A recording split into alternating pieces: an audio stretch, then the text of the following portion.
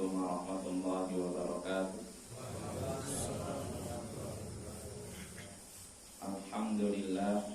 Alhamdulillahi ala ihsani wa syukru lahu ala taufiqihi wa amtinani wa ashhadu an la ilaha illallah wahdahu la syarika lahu ta'ziman li sya'ni wa ashhadu anna Muhammadan abduhu wa rasuluhu da'i ila ridwani wa sallallahu wa sallama alaihi wa ala alihi wa sahbihi wa ikhwani. Amma ba'd. Ayyuhal ikhwa wal akhwat, al-aba wal ummahat, a'azzani wa a'azzakumullah.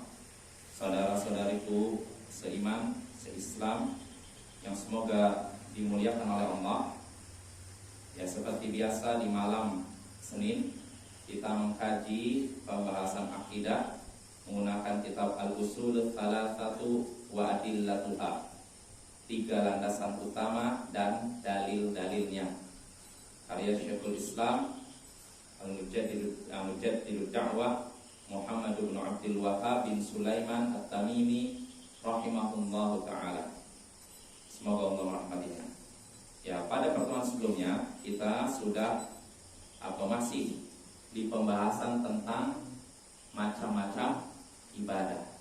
Kita masih membahas tentang macam-macam ibadah. Terakhir kita sampai dari tentang isti'adah, memohon perlindungan. Ya, memohon perlindungan ini termasuk ibadah. Dalilnya sudah kita bahas, yaitu 2 surat yang diawali dengan Qul. Apa saja? Qul a'udzu birabbil falaq. Katakanlah wahai Rasul, aku berlindung kepada Tuhan yang menguasai waktu subuh. Siapa Tuhan yang menguasai waktu subuh? Allah. Jadi kita diperintahkan untuk berlindung pada Allah. Dan segala yang diperintahkan oleh Allah itu pasti dicintai Allah. Sedangkan segala sesuatu yang dicintai oleh Allah namanya ibadah. Berarti meminta perlindungan adalah ibadah. Itu dalil dalam surat Al-Falaq. Begitu juga surat setelahnya, surat An-Nas. Qul a'udzu birabbin nas. Katakanlah wahai Rasul, aku berlindung kepada Tuhannya semua manusia. Itu siapa? Allah. Kita disuruh berlindung kepada Allah. Dan apa yang Allah perintahkan itu pasti dicintai oleh Allah. Dan segala sesuatu yang dicintai oleh Allah adalah ibadah. Berarti meminta perlindungan adalah ibadah. Ya, ini tentang isti'adah. Nah, sekarang kita bahas berikutnya wa dalilul istighatsah. Qaulu ta'ala id tastaghithuna rabbakum fastajaba lakum. Surat Al-Anfal ayat 9. Dalil istighatsah. Dalil maksudnya bahwasanya istighatsah itu adalah ibadah. Istighatsah adalah ibadah. Dan istighatsah artinya Bapak-bapak, Ibu-ibu, saudara-saudaraku dan saudara-saudariku yang semoga dimuliakan oleh Allah, istighatsah artinya minta tolong. Loh, bukannya kita sudah bahas isti'anah, minta tolong? Kalau di sini ada minta tolong, ada bedanya.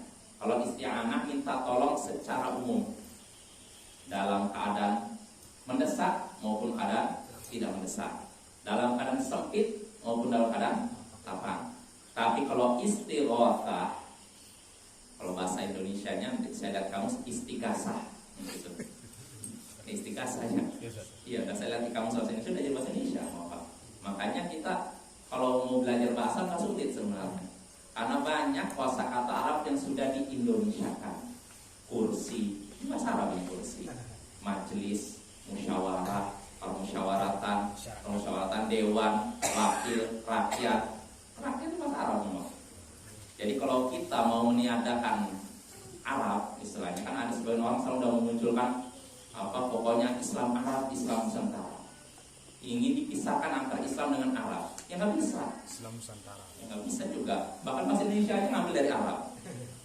Kalau mau hilangkan semua kosakata itu, nanti orang nggak bisa ngomong bahasa Indonesia. Banyak Bapak ya. Saya pernah mengumpulkan kosakata Indonesia yang diambil dari serapan bahasa Arab. baru depannya A saja. Itu udah sampai baru A B. Jadi kan ada A B, mungkin abjad bahasa Arab. Belum A T A C, belum B, belum huruf D, belum huruf F, belum huruf, baru A B saja. Itu ab, maksudnya ab ya, depannya ab. Itu saya udah sampai 100 lebih. Kenapa saya sampai menyusun seperti itu? Karena ada orang yang mempermasalahkan ketika ada orang yang berkata jazakumullah khairan.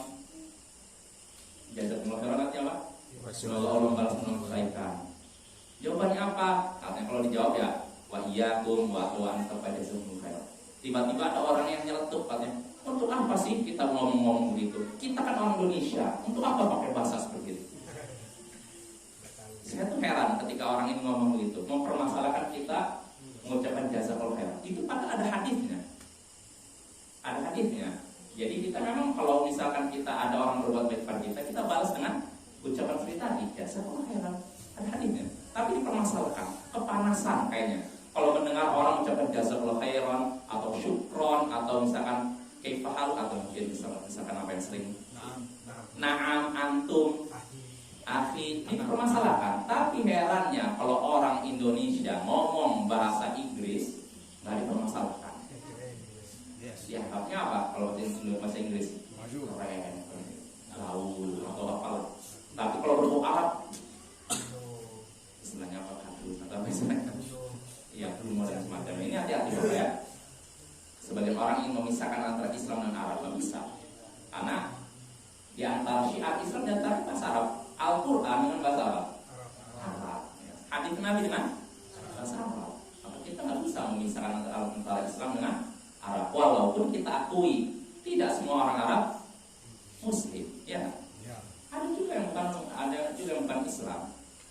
Dan juga tidak semua adat orang Arab benar. Ini tidak. Iya, kita nggak mau mempermasalahkan. Cuma ketika ada seorang ingin mempermasalahkan membeda-bedakan antara Islam Indonesia, Islam Arab, Islam ini jadi tanda tanya. Apa maksudnya dari balik semua itu? Maka sekali lagi, saya ketika ada orang yang tadi mempermasalahkan, ada yang mau jazakallahu khairan, semoga Allah membalas dengan kebaikan, dijawab wa iyyakum dan kamu juga.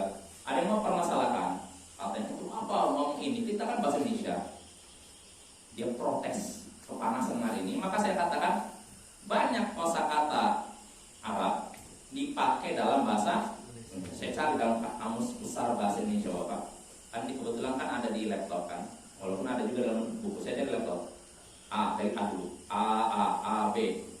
Baru A B saja, belum huruf B, belum huruf D. Itu udah hampir 200 kosakata. Itu baru A B. Belum sampai huruf B, huruf D, huruf C, apalagi huruf yang Z. Rata-rata ini kata-kata Indonesia yang depannya Z dari Arab semua. Zaman, zakat, banyak sekali. Begitu juga SY, syarat, bahasa Arab ini, syura, bahkan sejarah dari bahasa Arab, syajarah, sejarah, rakyat dari kata bahasa Arab, ro'iyah. Jadi kalau kita memisahkan antara Indonesia dengan istilahnya Arab, ya berarti banyak orang sekarang nggak bisa ngomong Indonesia, karena semuanya rata-rata dari Arabnya. Ya jelas bahwa ini selingan. Nah, sekilas info. Ya jadi kita kembali lagi istighatsah ya. Istighatsah ini sudah jadi bahasa Indonesia. Kalau saya lihat di kamus besar bahasa Indonesia tulisannya istighasah.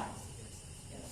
Kalau kita ya nggak apa-apa ngomong istighasah. Kalau saya menyesuaikan dengan lidah orang Arab aja istighatsah. Ya istighatsah ini Bapak, Ibu-ibu, istighatsah ini sama seperti isti'anah, minta tolong. Isti'anah minta tolong, istighatsah minta tolong. Bedanya kalau isti'anah ini minta tolong secara umum, baik dalam keadaan sempit maupun lapang. Ya. Adapun istighatsah ini minta tolong dalam keadaan mendesak atau benar-benar dalam keadaan sempit. Ya. Jadi kalau saya gambarkan isti'anah seperti misalkan saya nih dalam keadaan sakit, mungkin sakit itu tema. Saya minta saya minta tolong kepada Allah, ya Allah sembuhkanlah sakit saya. Ya, sembuhkan sakit mah saya. Ini sebenarnya tidak mendesak kan? Karena kalau punya penyakit mah misalkan kan nggak mati kan? Nah, tapi kalau misalkan seorang sudah divonis oleh dokter, waduh Pak, umur Bapak diperkirakan cuma 2 hari. 2 hari, satu hari udah lewat, tinggal 1 hari lagi. Nah, ini kan perkiraan, dokter cuma memperkirakan. Nah, ini karena udah mendesak nih. Umur saya berarti tinggal 24 jam nih. Sekarang udah lewat 3 jam, berarti 20 jam. Maka dalam keadaan mendesak ini angkat tangan, ya Allah sembuhkanlah penyakit saya. Mendesak ini. Nah, ini bisa dikatakan istighotsah. Begitu. Ya. Yang di dalam Al-Quran itu yang cerita kapal terobang ambing hantam badai itu istiadat istighotsah. Istighotsah, minta tolong dalam keadaan mendesak. Istighotsah itu mendesak. Ya contohnya misalkan naudzubillah yang sampai terjadi misalkan tsunami terus sudah ada di depan mata kita. Kita diguncang gempa lalu tsunami sudah menerjang. Terlihat di depan mata kita. Ini kan udah darurat kan? Maka kita tolong, ya Allah tolonglah saya. Ini namanya istighotsah, minta tolong dalam keadaan darurat mendesak. Nah, ini termasuk ibadah. Maka kita hanya istighotsah kepada Allah. Karena yang sanggup mencegah datangnya tsunami Allah. Yang sanggup menghentikan, mengirim itu Allah. Maka nggak boleh seorang minta kepada seorang siapapun, entah orang soleh kah, tolong hentikan tsunami ini. Nggak bisa. Apalagi ada yang ketika terjadi bencana alam datangnya ke kuburan, ke kubur wali tertentu, katanya lalu minta tolong selamatkan kami dari ini. Percuma dia ibaratnya gini, tsunami kena dia juga sudah terjatuh dalam syirik, sudah jatuh timpa tangga, lalu atapnya jatuh, rugi 3 kali lipat. Itu orang berbuat syirik ya. Jadi nggak apa, orang yang berbuat syirik ruginya berlipat ganda. Maka hati-hati ya. Nah, itu istighotsah ya. Apa dalilnya bahasa istighotsah itu ibadah? Yaitu firman Allah Ta'ala dalam surat Al-Anfal ayat 9, "Idz tastaghitsuna rabbakum fastajaba lakum." Ingatlah ketika kalian istighotsah kepada Tuhan kalian, maka Dia pun mengabulkan istighotsah kalian. Ingatlah ketika kalian istighotsah kepada Tuhan kalian, meminta kepada Tuhan kalian dengan tatkala dalam keadaan mendesak, maka Dia pun mengabulkan permohonan kalian itu. Ayat ini berbicara tentang kisah perang Badar.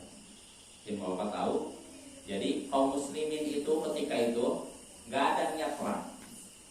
313 pasukan kaum muslimin ketika itu dikirim perang hendak mencegat kafilah dengan Quraisy. Ya, jadi kafilah dengan Quraisy itu kadang dari Mekah ke Syam. Nah, kaum muslimin ketika itu cuma rencananya kafilah dengan dicegat. Karena situasinya kan ini panas ketika itu, ingin dicegat. Itu aja niatnya, nggak ada niat perang. Namun siapa sangka Allah menakdirkan lagi. Ketika kafilah dagang ini mau dicegat, mereka sudah lewat, pasukan kaum muslimin baru datang. Dan yang lebih lebih parahnya lagi, kafilah dagang ini tahu kedatangan pasukan kaum muslimin yang cuma 313 orang. Nah, jadi ketika dengar mungkin mereka punya mata-mata, ada pergerakan orang dari Madinah ingin mencegat kita. Maka kafilah dagang Quraisy langsung mengirim utusan pergi ke Mekah, minta bantuan. Nah, jadi kaum muslimin udah mau mencegat, mereka sudah lewat, kaum muslimin baru datang. Nah, tapi udah terlihat tuh. Nah, ketika dalam keadaan genting itu ternyata bala bantuan Quraisy sudah berdatang di situ. Jumlahnya 1000 orang. Kaum muslimin 313 orang. 1:3. Kalau perhitung matematik kayaknya seimbang kan? Mungkin 1:3 menang, mungkin. Makanya Nabi pun ketika itu Rasulullah musyawarah gimana nih? Apakah kita lanjut perang ini karena mereka datang bala bantuan 1000 orang? Apakah kita lanjut perang atau mundur saja? Maka para sahabat lanjut pada Rasulullah. Lanjut. Ya itulah. Jadi ketika itu mereka akhirnya Rasulullah itu berdoa sambil menangis Terus sampai-sampai disebutkan dalam kitab sirah selendang dia jatuh. Ini Bapak di antara apa? Salah satu doa apa sebab dikabulkannya doa kita yaitu doa dengan angkat tangan. Seperti doa apa? Seperti apa? Istisqa. Rasulullah berdoa sampai selendangnya jatuh dan Abu Bakar itu nggak tega. Akhirnya Allah tidak akan meninggalkan Rasulullah. Allah akan menolongmu. Akhirnya peranglah Rasulullah kaum muslimin dengan orang-orang Quraisy, musyrikin Quraisy 1/3. Ini 313, ini 1000. Dan akhirnya ketika itu kan Nabi berdoa dalam keadaan apa? Desak. Namanya apa? Istighatsah. Dan ternyata Allah mendengar dan mengabulkan permohonan beliau, istighatsah beliau. Allah pun langsung menurunkan para malaikat membantu kaum muslimin. Makanya ketika itu orang musyrikin bingung. Ini kok ada tambahan pasukan, kok orang berpakaian putih pakai kuda, apa ini nggak dikenal, di mana ini?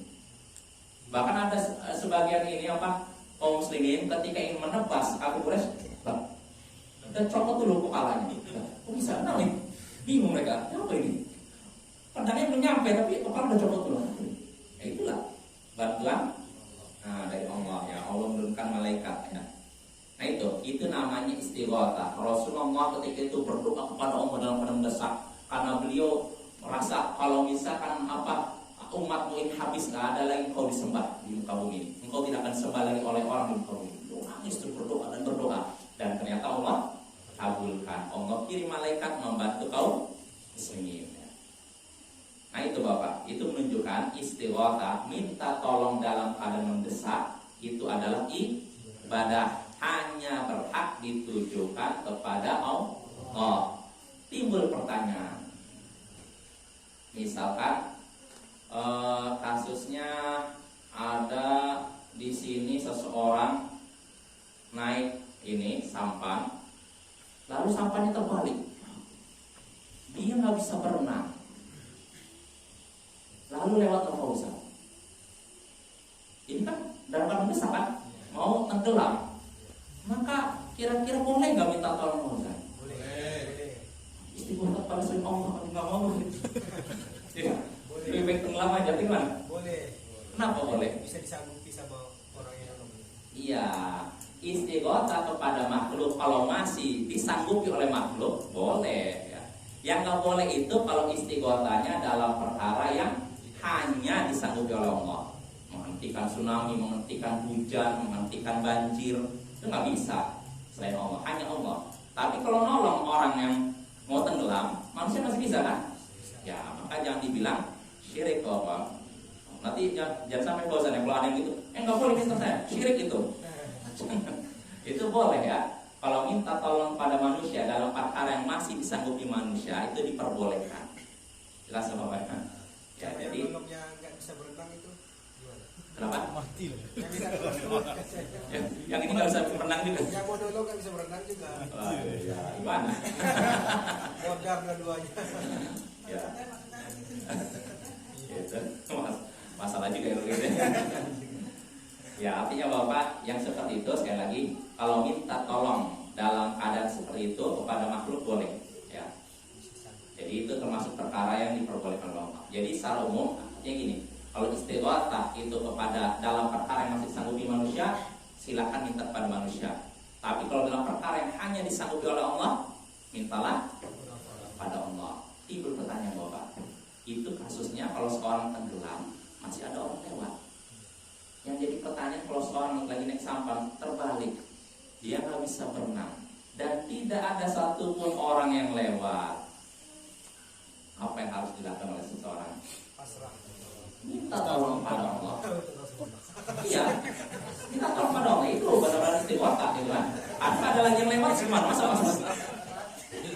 Minta tolong pada Allah. Memanggil ya Allah ya Dzal Jalali wal Ikram. Berdoa. Ya. Mungkin saja kan, mungkin Allah setelah itu mungkin kirim apa, kita nggak tahu kan. Paus atau apa. Ya. Dan jangan sekali-kali kita memanggil makhluk itu syirik. Padahal nggak ada orang yang panggil, oh Syekh Fulan, ya Wali Fulan, nggak boleh. Ya, kenapa saya sebutkan begini? Karena ada cerita sufi dinukil bahwasanya ada salah seorang mereka jatuh ke dalam laut, hampir tenggelam. Tiba-tiba yang dia ingat bukan ya Allah, tapi ya Syekh Abdul Qadir Jailani, ya Syekh ini sebutkan. Akhirnya apa terjadi? Katanya tiba-tiba tangannya dipegang oleh seorang lalu diangkat. Benar. Ada loh khurafat seperti itu Bapak ya. Ini nggak menjadi umat cerdas. Nggak boleh syirik, nggak boleh. Kalau dalam keadaan seperti itu kita sendirian, nggak ada orang yang lewat, minta kepada Allah. Itu namanya istighatsah. Iya tidak? Ya kan ada yang minta kepada Allah. Yakinlah Allah akan menolong kalau kita benar-benar berdoa. Kalaupun Allah takdirkan kita tidak tertolong, syahid, ya kan? Berpahala. Pahala juga. Ya, mati tenggelam itu ada utamanya itu sendiri, Bapak ya. Ya jelas ya. Jadi istighatsah apa? Pasrah aja nggak doa gitu. Dan putus asa.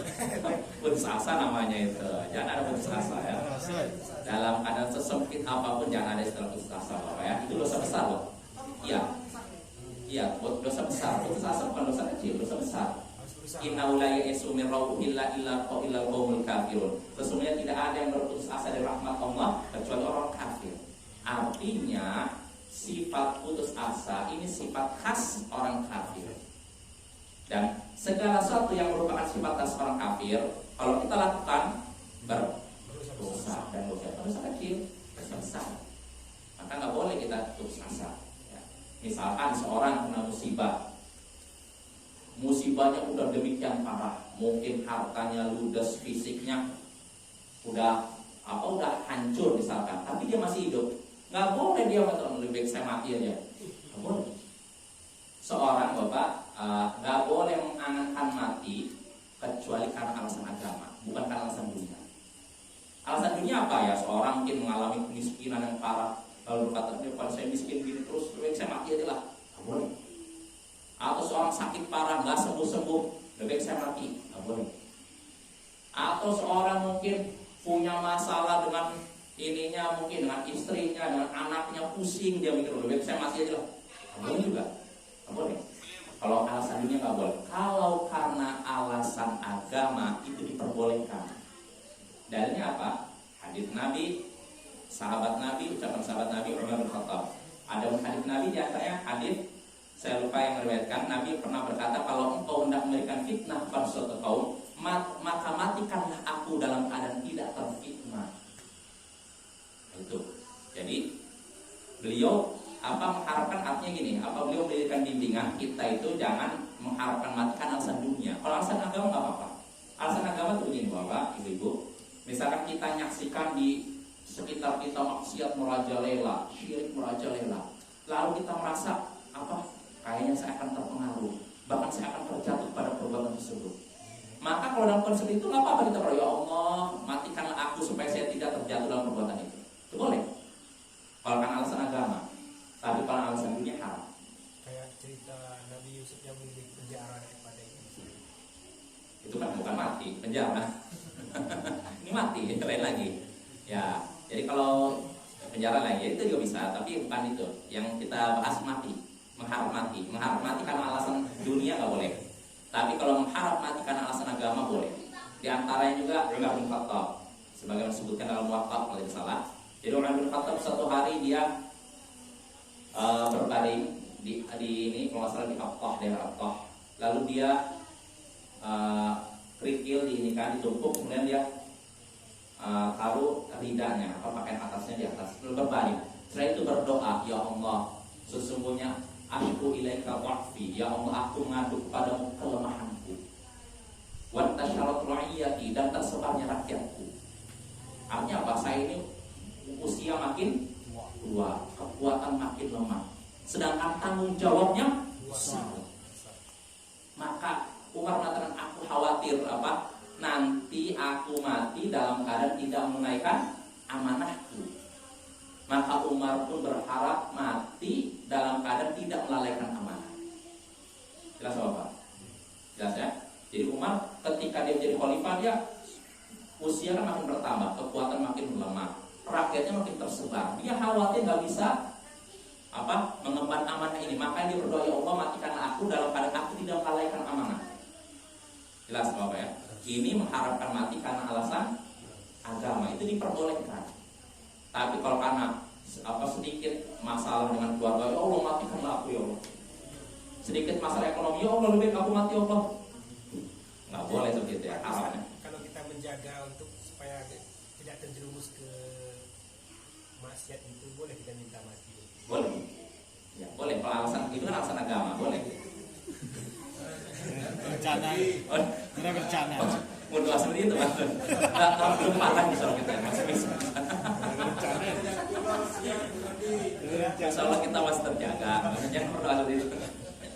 Itu kalau benar kondisinya memang rusak, lingkungan benar-benar rusak, lalu kita merasakan terjatuh. Nah itu nggak apa-apa berdoa seperti itu. Ya Allah matikan aku daripada aku terpengaruh oleh maksiat. Ya nggak apa-apa. Tapi kalau kita masih ada teman-teman yang baik ingatkan kita, untuk apa berdoa supaya mati? Ya.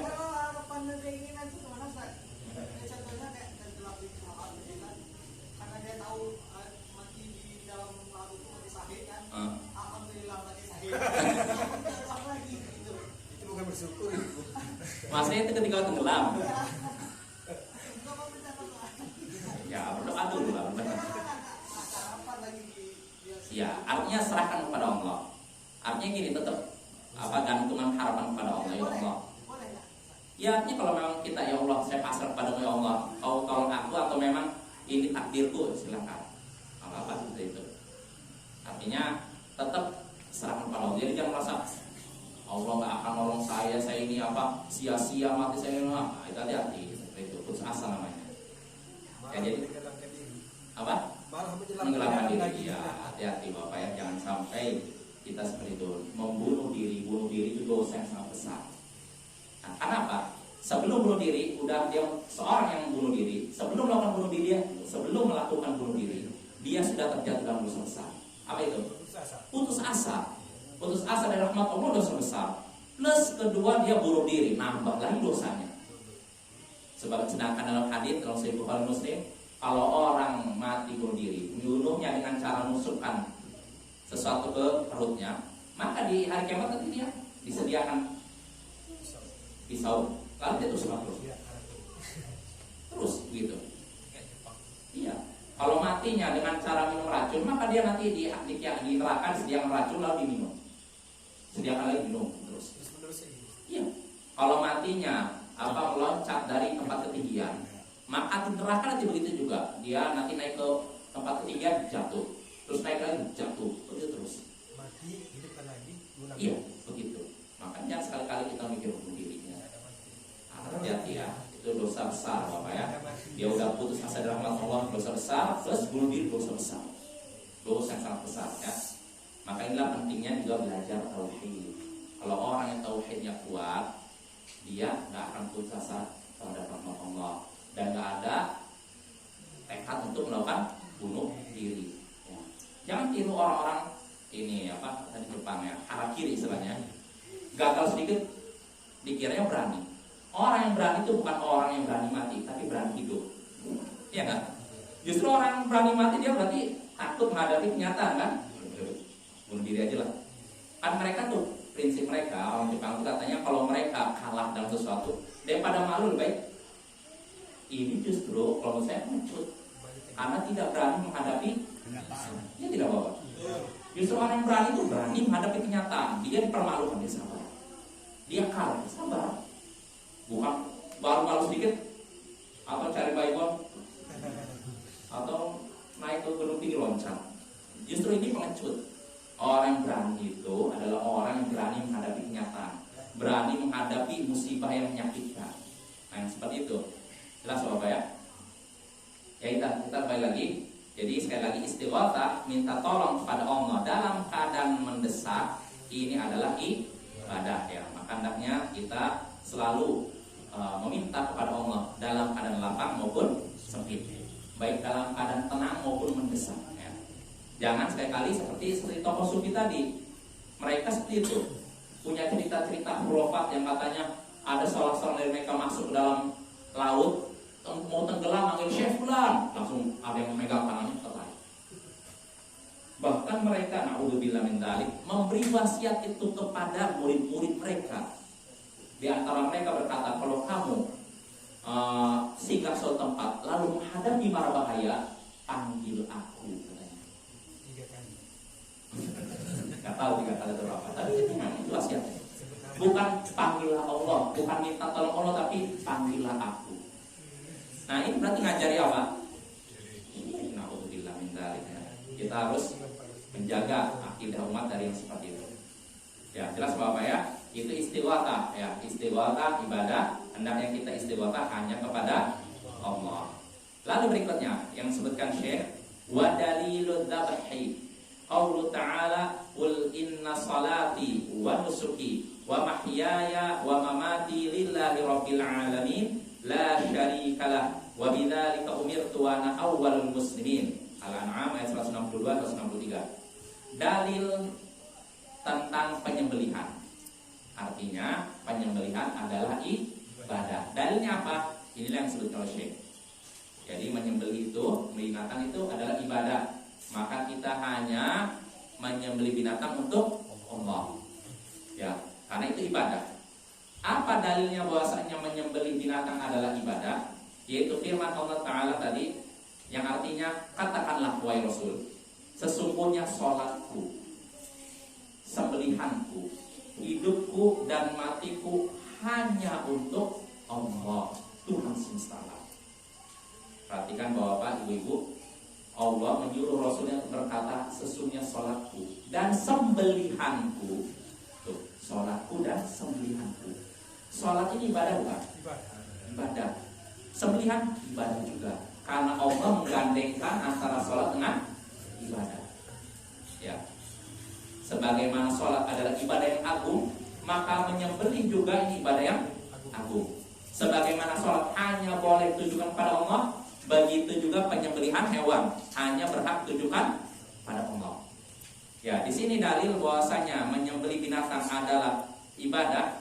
Katakanlah wahai Rasul, sesungguhnya sholatku, sembelihanku, hidupku dan matiku hanya untuk Allah, Tuhan semesta alam, la syarikalah, tidak ada sekutu baginya.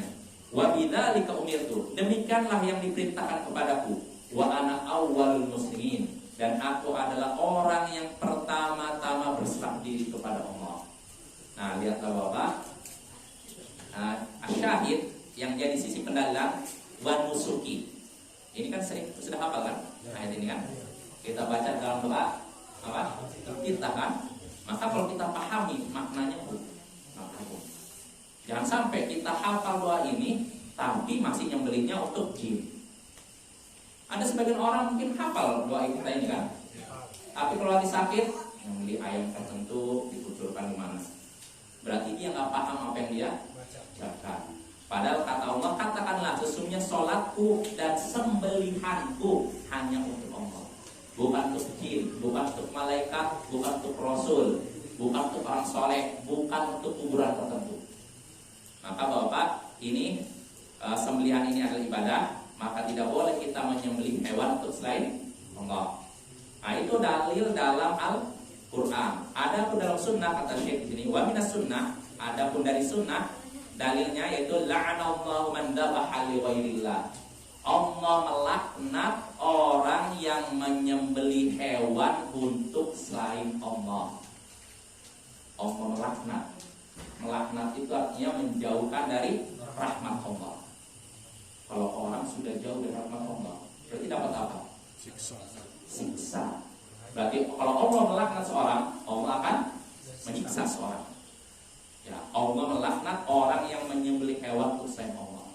Ya seperti apa? Menyembelih hewan untuk Nyi Roro Kidul, ya kan? Menyembelih hewan atau untuk penghuni apa istilahnya pohon angker atau apa biasanya kan? Ada sebagian orang daerah kan pohon angker. Kalau kita lewat nggak ngasih sembelihan apa nanti bisa kita diganggu, maka sembelih. Nah, itu perbuatan syirik. Karena orang yang melakukannya sudah ibadah kepada selain Allah, dan itu dosa besar, syirik besar loh, bukan syirik kecil. Sebagian orang ngira, oh syirik ya betul kan aku syirik, tapi syirik kecil. Dari mana syirik kecil? Gimana syirik kecil? Syirik besar. Ya, karena Allah menggandengkan sholat dengan penyembelihan. Ya tidak. sholat kalau kepada selain Allah boleh? Enggak. Kalau orang melakukan sholat untuk selain, bukan untuk Allah, untuk selain Allah, ini syirik kecil atau besar? Besar. Begitu pula menyembelih binatang. Gak boleh untuk jin dan semacamnya. Mungkin timbul pertanyaan, Ustaz, saya selama ini kadang datang tamu dan kebetulan saya punya ayam nih. Lalu saya sembelih ayam saya, lalu dimakan bersama tamu. Ini apakah nyembelih selain Allah? Gimana nih? Kan bosan. Enggak. Jadi Ustaz berkunjung ke rumah kamu bosan. Terus kata kamu, Ustaz, bentar, saya mau nyembelih ayam dulu. Nanti kira-kira itu boleh nggak bosan? Boleh. Boleh. Kan nyembelih maksud kamu. Enggak. Apa itu? Ya beda. Apa? Memuliakan tamu. Ya, maksud menyembelih untuk selain Allah yang syirik itu kalau menyembelih dalam rangka beribadah kepadanya. Disertai ketundukan. Para ulama memberikan contoh seperti ini, Bapak. Kata Syekh Muhammad Sulaiman untuk membedakan mana menyembelih untuk menghormati seseorang, menjamu seseorang dengan menyembelih untuk beribadah kepada seseorang ya. Kalau menyembelih untuk menghormati, memuliakan tamu misalkan, Syekh memberikan contoh misalkan ada penguasa datang ke kita punya kambing, jadi potong-potong, itu dijadikan gulai, setelah itu dimakan bersama. Syirik ini? Nah, itu kan menyembelih hewan untuk memuliakan tamu. Nah, itu nggak apa-apa, sunnah bahkan. Nah, yang syirik itu kata Syekh seperti misalkan ada penguasa, kita sembelihkan hewan, indah gitu. Cuma dikucur ada air indah.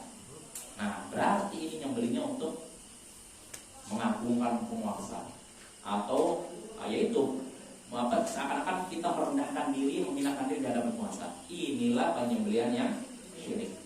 Ada Ustaz dulu bahasa ya, orang bangun jembatan, hewan disembelih sapi atau kerbau, kepalanya dipandang di situ. Ya, itu syirik jelas. Itu untuk jin, syirik besar. Ada juga kejadian orang kesurupan. Kepala kerbau. Bicara yang kesurupan ini, dia nggak akan ganggu lagi asal dia sembelih Iya. ayam. Jadi orang yang obat ini diturutinya sembelih Langsung sembuh semua. Iya. Hati-hati Bapak. Itulah kita pentingnya belajar tauhid seperti itu. Jangan sampai kita karena sedikit khawatir, panik menyaksikan orang kesurupan, akhirnya nuruti kemauan jin. Hati-hati, jin itu cerdas atau cerdik atau licik.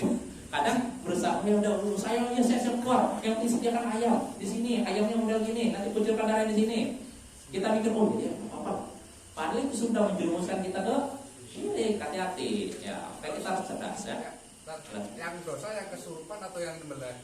Oh yang belilah, ya. Kesurupan nggak tahu apa dia. Ya, jelas Bapak ya. Kalau tidak habis. Kalau kesurupan itu permintaan jinnya cuma minta Apa? Kalau misalnya orang kesurupan, dia mintanya yang nggak terlalu mahal sih, nggak minta ringan kayak minta ini aja. Kayak lalat Ustaz. Termasuk sih Lalat. kita mengikutinya. Minta apa? Menyembelihkan lalat. Kita Menyembelihkan permen lalat. ya. Kita permen. Ya. Wah, hati-hati ya, itu juga bisa. Kayak kita harus cerdik ya. Menyembelihkan Ini lalat. itu pintar juga, licik untuk menjerumuskan kita ke syirik Bapak ya. Ya, insya Allah pada pertemuan berikutnya kita lanjut.